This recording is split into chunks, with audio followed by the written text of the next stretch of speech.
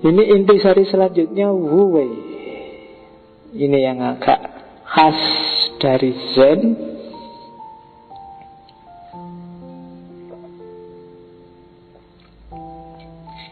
Wu Wei itu definisinya action in no action.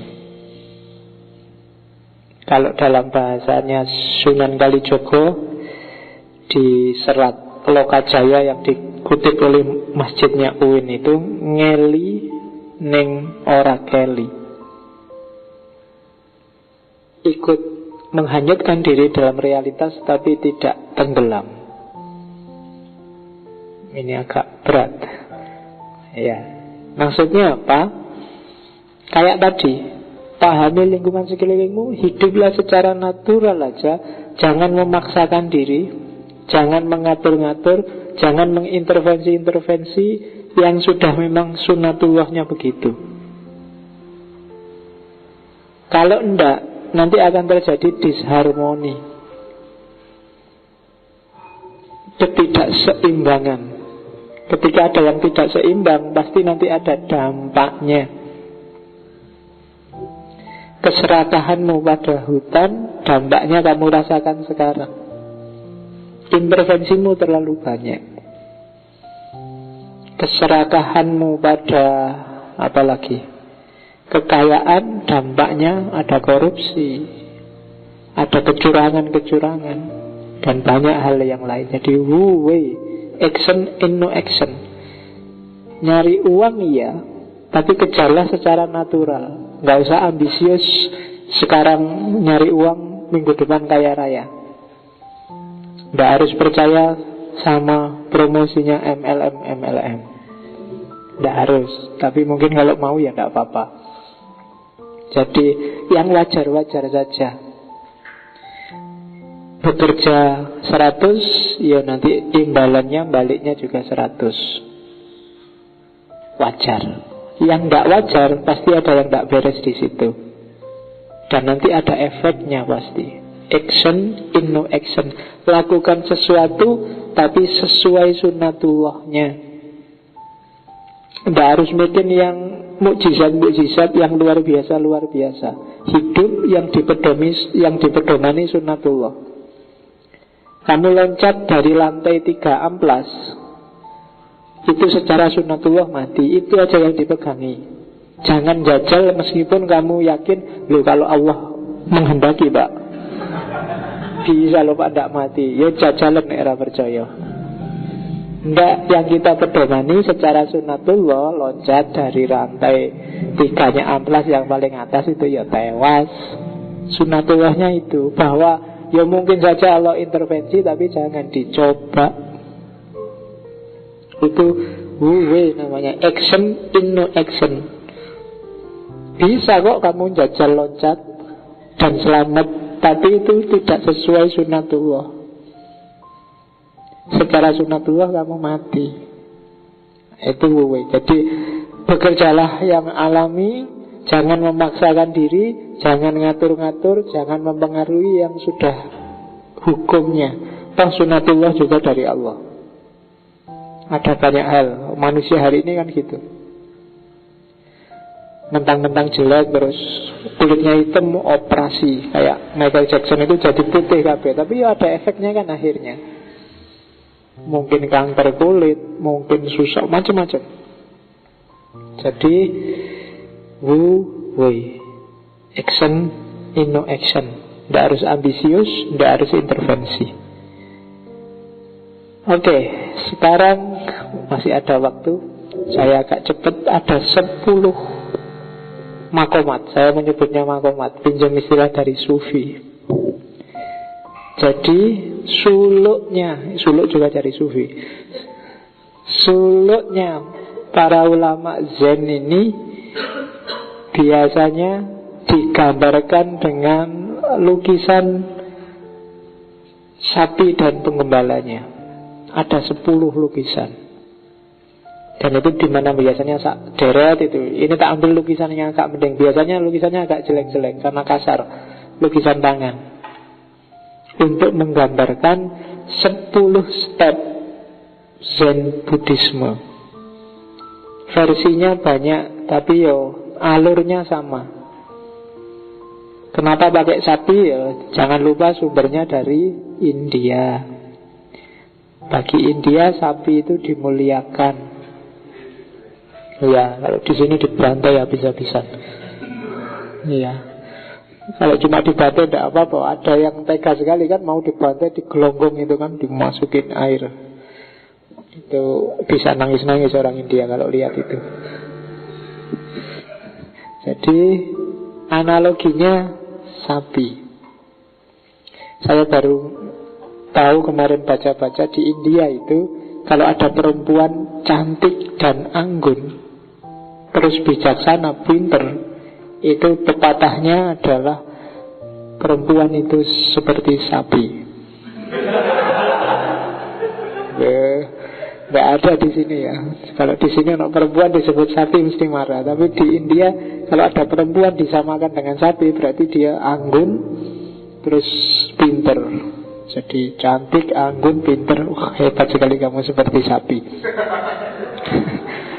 Iya rasanya ya orang enak, tapi udah apa-apa lah. Orang sana tradisi sana, karena sapi bagi kita kan rasanya beda dengan orang India. Orang India sapi kadang tidak ditaruh di belakang di kandang, tapi ditaruh di kamar tamu. Iya. Jadi karena sapinya dimuliakan. Oke. Level pertama bagi mereka yang ingin menjalankan lakunya Zen adalah kesadaran. Mencari sapi yang hilang. Jadi ada seorang penggembala yang kehilangan sapi. Jadi yang pertama cari sapi dulu. Sadarilah bahwa kamu kehilangan. Sadarilah dalam hidupmu ada yang keliru, ada yang gak beres, ada yang kosong, ada yang melarikan diri, ada yang harusnya jalan tapi gak jalan. Kesadaran akan masalah. Salah satu poin bahwa hidupmu sudah di jalur yang benar adalah kamu sadar terhadap apa yang keliru dalam hidupmu. Jadi pertama-tama harus kamu sadari bahwa sapimu hilang. Kalau ini saja belum, enggak. Makanya kalau di Islam makomat itu hampir semua sufi level pertama adalah tobat. Tobat itu kan nama lain dari sadar. Sadarilah bahwa kamu keliru. Sadarilah bahwa kamu tidak pada jalur yang benar. Ada banyak hal yang harusnya kamu lakukan, tidak kamu lakukan. Itu yang pertama. Jadi carilah sapimu masing-masing. Ada yang hilang.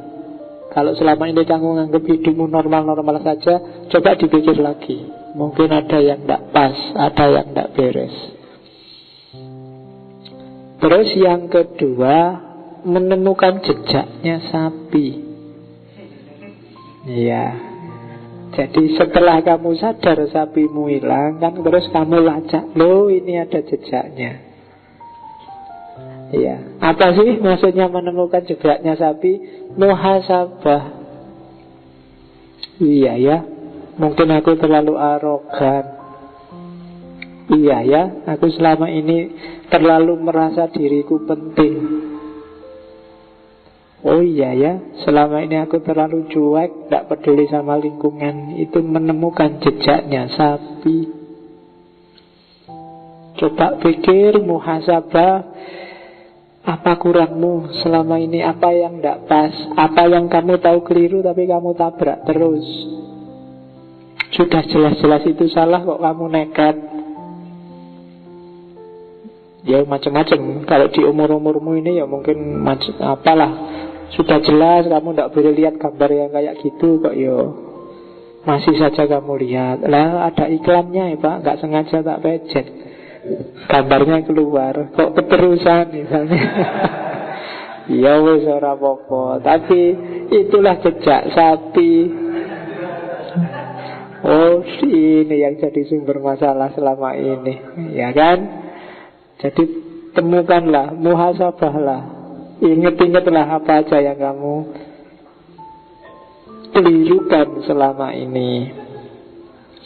Yang ketiga, iya, karena tadi sudah muhasabah, pada saatnya kamu akan, loh itu sapiku. Cuma yang pertama kan gak kelihatan sapinya, kelihatan ekor sapinya. Ini semacam pencerahan sesaat. Jadi kalau kamu melakukan suluknya sufi, kayak kamu waktu awal-awal sholat malam. Selama ini sudah gak pernah sholat malam, terus ada masalah kamu sholat malam. Tenang sekali batin saya, Pak. Itu melihat ekor sapi. Jadi pencerahan sementara, ya kan? Kayak kamu takziah, misalnya ada orang meninggal, kamu takziah, terus kamu merasa, wah, hidup ini memang sementara, sekaya apapun orang, tiba-tiba kamu jadi bijaksana sekali. Itu pencerahan sesaat. Pulang dari situ kan kamu kumat lagi. Tapi pencerahan sesaat inilah melihat ekor sapi. Ya kan? Baca apa, dengar ceramahnya siapa, astagfirullah, memang aku ini rusak. Itu melihat ekor sapi.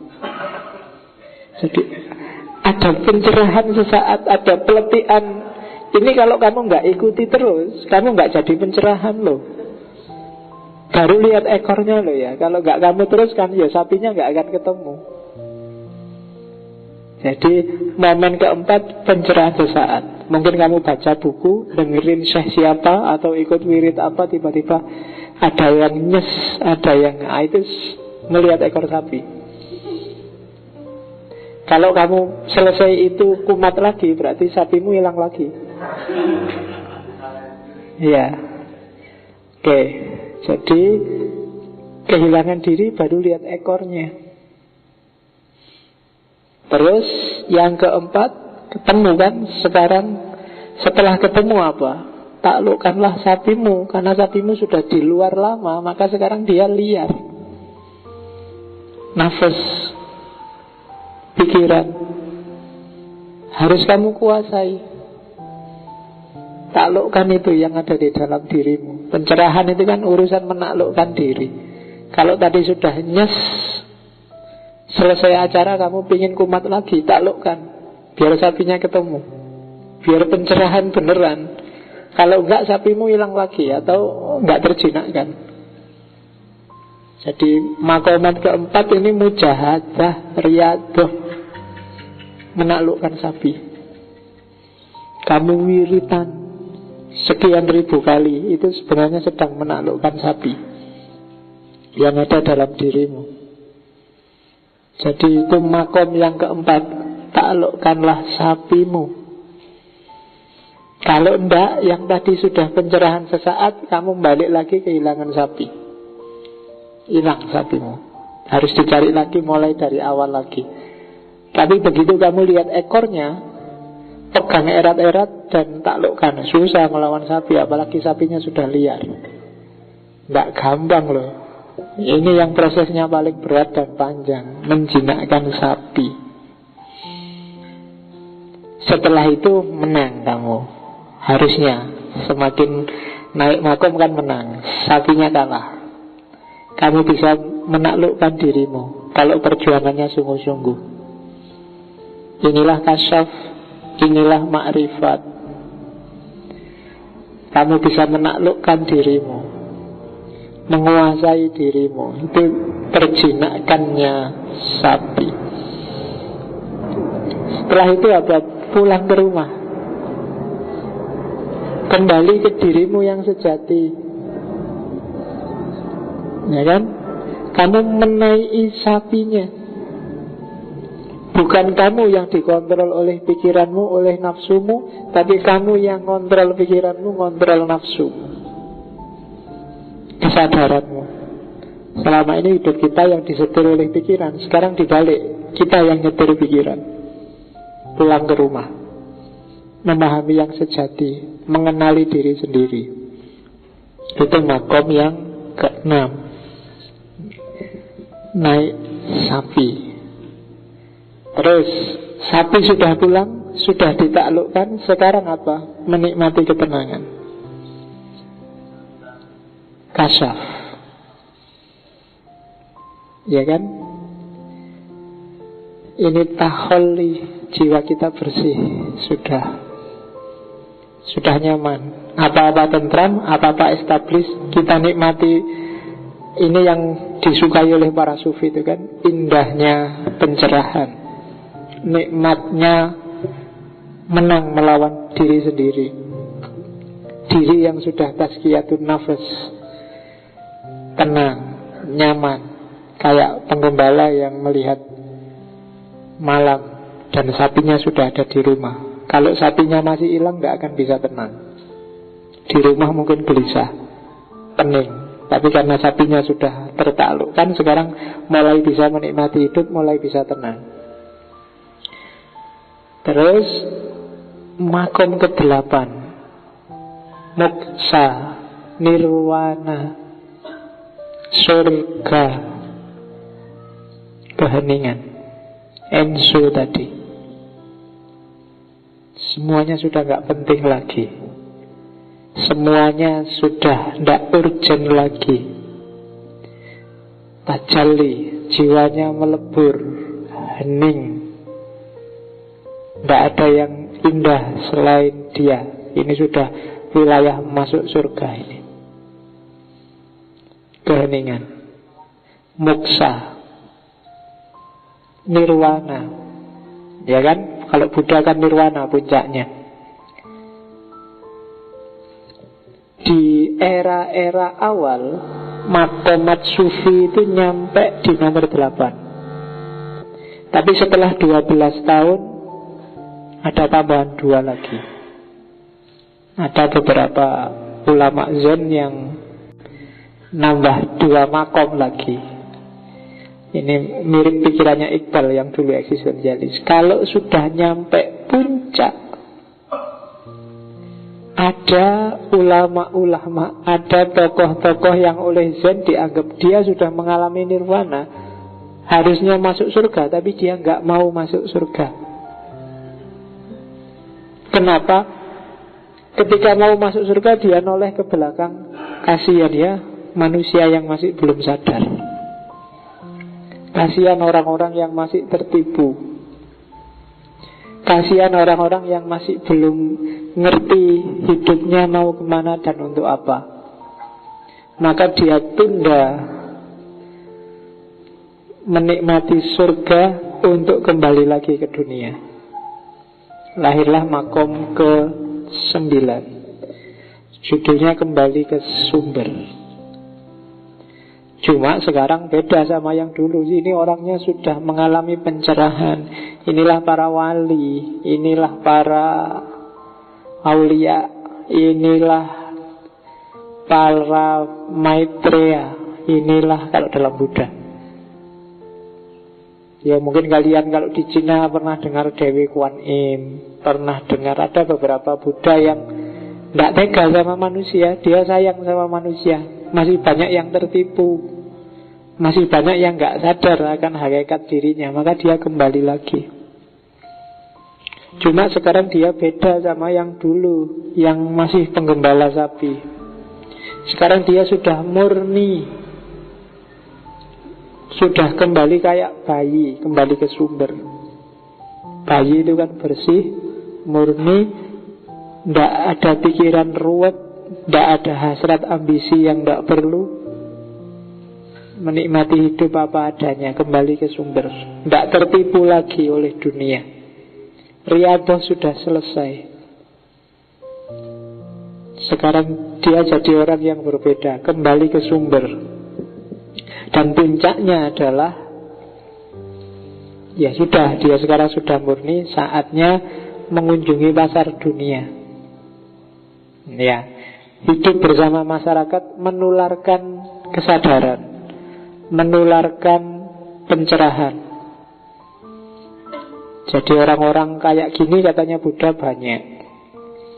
Orang-orang kayak gini namanya Maitreya. Maitreya itu Terjemahan harafiahnya mitra dunia, sahabatnya alam semesta. Jadi dia, kalau di Buddha gambarannya bukan wali yang punya jenggot pakai serban, tapi orangnya lucu, malahan gendut, dan kalau ketawa ya ketawa aja bebas. Biasanya cuma bawa buntelan satu. Jadi karena bagi dia hidup itu ya nggak butuh banyak-banyak kok. Cuma butuh berapa baju, paling sebanyak-banyaknya baju paling butuh 2 atau 3. Toh yang dipakai cuma satu kan. Iya, bisa lo diputar, satu dipakai, satu dicuci. Kalau agak kaya ya beli 3, satu dipakai, satu dicuci, satu taruh lemari. Nanti yang dipakai dicuci, yang dicuci taruh lemari, yang di lemari dipakai. 3 bisa diputar dan tetap bersih dan bagus. Kamu yang kos-kosan aja bajumu berapa? Kadang-kadang semua baju yang di kos-kosan dianggap miliknya sendiri. Iya. Jadi mengunjungi pasar dunia, Maitreya, jadi mitranya dunia. Bagi Buddha, carilah orang-orang ini. Orang-orang yang sudah mengalami nirwana, sudah melewati kesadaran puncak, untuk meningkatkan kesadaranmu. Cara mencarinya paling gampang adalah bukan dengan kamu kemana-mana nyari, tapi bersihkan dirimu. Ketika dirimu bersih, orang-orang kayak gini yang akan mendekatimu. Kalau kamu sudah siap, mereka akan datang sendiri. Ini logikanya kayak para wali. Nggak usah nyari mursyid yang cocok buat kamu. Kalau jiwamu siap, mursyidnya sendiri akan datang, akan tampil. Tinggal kamu peka apa enggak di sekelilingmu. Maitreya, sahabat dunia. Mereka ini orang-orang yang sangat kasihan, sangat sayang padamu. Harusnya mereka menikmati hidup di dunia, di nirwana, tapi milih hidup kembali lagi ke dunia demi menyelamatkanmu. Dan di antara kitab-kitab Buddha nanti ada ramalan bahwa di akhir zaman akan ada Maitreya yang naik onta. Dan di banyak tafsir, bagi banyak orang itu sebenarnya meramalkan kehadiran Nabi Muhammad. Makanya nanti cari buku yang judulnya bahwa Nabi Muhammad ada dalam kitab-kitab Weda. Ya meskipun namanya pasti bukan Muhammad, tapi isyarat-isyarat keberadaannya mirip dan sama. Jadi cari orang-orang yang digambarkan selalu ceria, hidupnya natural, nggak dibuat-buat, malah gendut. Dan kalau mau ketawa, ketawa aja, nggak ditahan-tahan karena sopan santun, nggak ditahan-tahan karena enggak, perutnya juga enggak six pack. Iya, jangan dibayangkan sakti luar biasa terus bisa bikin apa, enggak. Itu bonus yang enggak penting. Satu-satunya yang bisa dia lakukan adalah menemanimu untuk mencapai pencerahan. Bahkan dia hanya menemanimu, nggak bisa bikin kamu tercerahkan. Dia bisa nulari virus kesadaran dalam dirimu yang bikin kamu tergerak untuk melakukan aktivitas yang nomor 1 sampai nomor 9 tadi. Itu yang saya sebut makomatnya Zen. Agak mirip dengan Sufi. Cuma kalau di rumah-rumahnya orang Cina biasanya ada gambar deret 10 itu. Ini tak ambil yang, karena versinya banyak, tafsirnya juga banyak. Cuma tak ambil yang agak bagus. Gambarnya biasanya jelek-jelek, hitam putih kayak coret-coret biasa itu. Jadi itu makom yang ke-10, mengunjungi pasar dunia. Kayak Nabi sudah Isra Mi'raj, sudah melewati surga, melewati neraka, bahkan sudah ketemu Allah, tapi balik lagi ke dunia. Makanya Ibnu Arabi bilang, kalau aku Muhammad, aku tidak akan mau balik lagi. Sudah nyampe sana. Setiap orang itu tujuannya ke sana. Nabi nyampe sana masih balik lagi. Kenapa? Kayak tadi dia noleh ke belakang, kasihan umatnya. Kalau nyari enaknya sendiri, finish, selesai. Tapi kan enggak. Demi kita, dia menemani kita untuk kesadaran. Maitreya, sahabat dunia. Makanya yang mengelilinginya kan Nabi lebih suka menyebutnya sahabat, bukan murid. Oke, itu isyarat-isyarat dari Zen.